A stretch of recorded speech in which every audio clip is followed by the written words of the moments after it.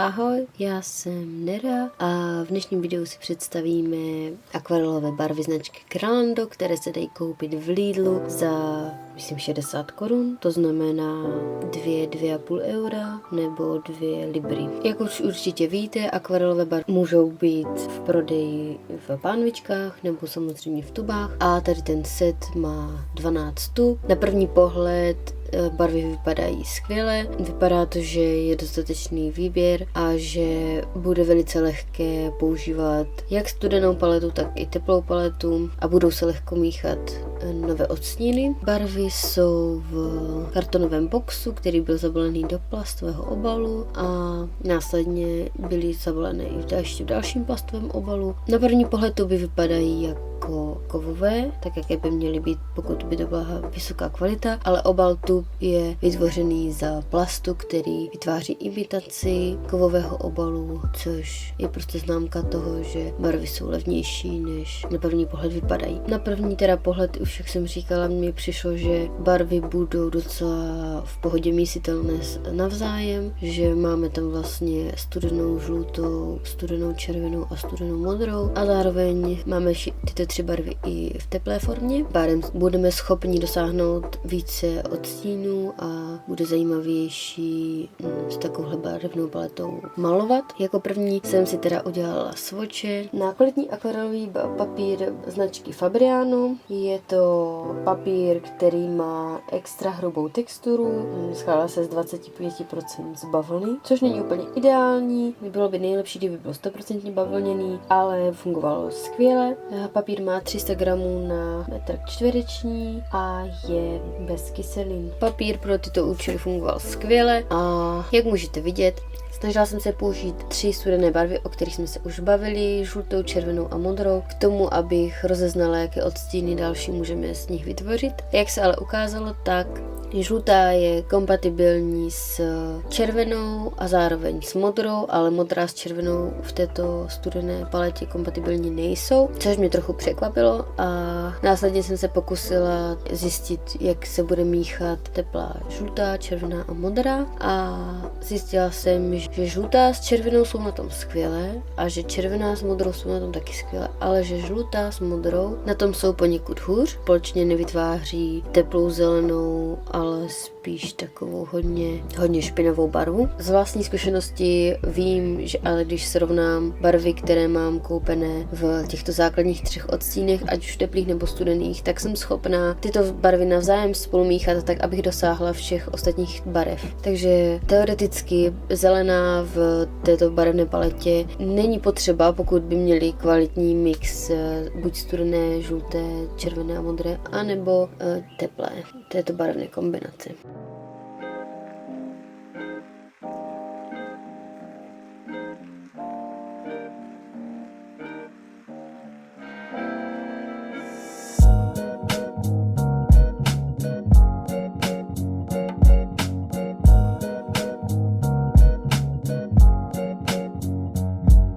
Po zhodnocení, jak ty barvy vypadají zhruba na papíře, jsem se rozhodla najít referenční obrázek na Pinterestu a rozhodla jsem se, že ho namaluju. Vybrala jsem si dívku, která se ohlíží přes rameno. Samozřejmě jsem si jako první udělala skicu tuškou a pokud znáte nějaké moje jiné videa, jako třeba moje video kreslení podle referenční fotky, na které vám hodím odkaz do popisku a samozřejmě tady do infokaret, tak víte, že já sice maluju podle referenční obrázku, ale nedržím se ho úplně 100%, používám ho jenom takovou lehkou předlohu a pak už si vlastně maluju podle toho, jak uznám za vhodné.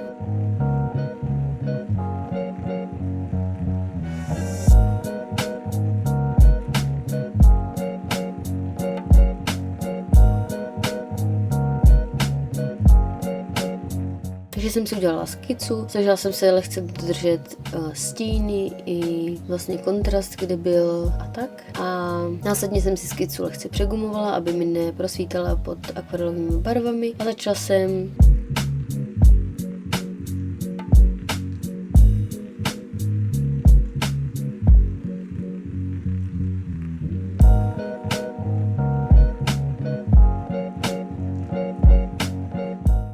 pokud bych se měla zhodnotit, tak řeknu, že jsem začala špatně, protože jako akvarelista bych měla začínat od nejsvětlejších tónů po nejtmavší, ale jako umělec, který převážně maluje kvašovýma barvama, tak jsem začala tou nejtmavší a nejsytější barvou, protože jsem věděla hlavně zároveň taky to, že bude potřeba udělat víc vrstev pro tu černou, aby byla sytá. A jestli se to povedlo nebo ne, tak na to se můžete podívat do konce tohoto videa.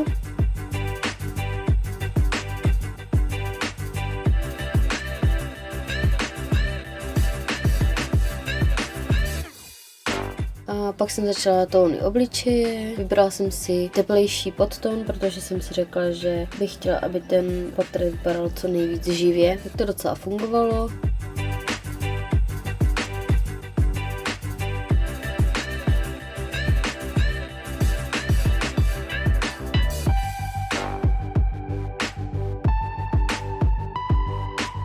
Barvy se mi míchaly docela dobře, i se mi dobře nanášely na papír. Co teda musím uznat je, že při používání tmavších odstínů a nějaké sytější barvy, kdy vlastně když jsem nepoužívala vyloženě tenkou vrstvu, tak bylo těžší to udělat tak nějak, aby ta barva byla hezky rozprostřená na papíře, že vlastně to jsou tam hodně vidět tahy štětce i v té finální malbě, což vlastně s kvalitnější barvou by se nemělo stávat. Že pokud malujeme mokře tmavší barvou, kvalitní barvou, tak ona jak kdyby se rozvrství, aby ta vrstva byla taková jednolitá a uhlazená, kdežto tady s těma barvama to moc nešlo, což může být pro některé akvarelisty problém. Pokud je to něco, co očekáváte od svých barev, tak samozřejmě to je na škodu. Pokud jste ale jako já a já maluju kvašovýma barvama, takže trochu jináčíma barvama a zároveň mám ráda texturu ve svých malbách, tak mě toto upřímně jako nevadí.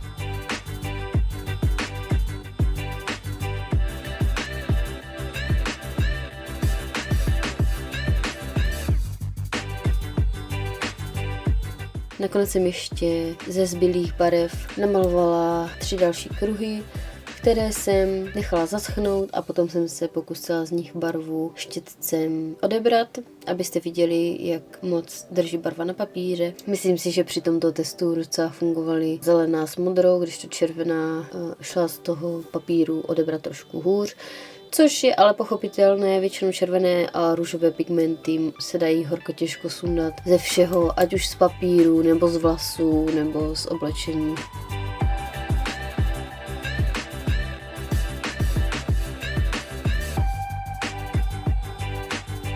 Řekla bych, že s malbou jsem celkově spokojená a doporučila bych barvy určitě někomu, kdo začíná s akvarelem, kdo si ho chce vyzkoušet a kdo nemá žádné velké očekávání od tub za 60 korun. Pokud samozřejmě už vlastníte nějaké kvalitnější barvy, ať už třeba od českého Umtonu nebo od dalších známých značek, tak samozřejmě malba těmito barvami bude krok dolů po stupínku a nemusí se vám líbit 100%. Ale zase za ty peníze, jako i kdybyste to vyzkoušeli, tak nebudete plakat, protože ten obnos nebyl nějaký astronomický. Takže určitě bych doporučila barvy někomu, kdo chce akvarel vyzkoušet. A zároveň bych řekla, že toto je skvělý set na vyzkoušení i kvašových barev, protože je super levný a součástí tohoto balení je bílá akvarelová barva, která se normálně při běžné akvarelové praxi nepoužívá. Nejlepší je vlastně nechat to místo úplně volné na papíru, ale pokud máte tu bílou, můžete ji přimíchat do některých těch akvarelových barev a potom s nimi můžete malovat s větší opacitou,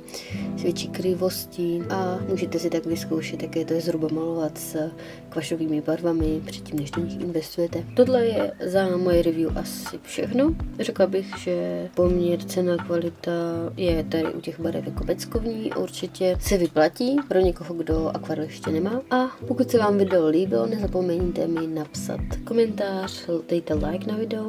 A pokud byste chtěli vidět další videa tohoto rázu, tak určitě mě sledujte, ať už tady nebo třeba i na Instagramu, protože se věnuju kvašovým barvám i akvarelovým barvám, různým recenzím, přece si nenecháte něco ujít. Takže to je ode mě všechno, uvidíme se v dalším videu a mějte se krásně, ahoj, ahoj, ahoj.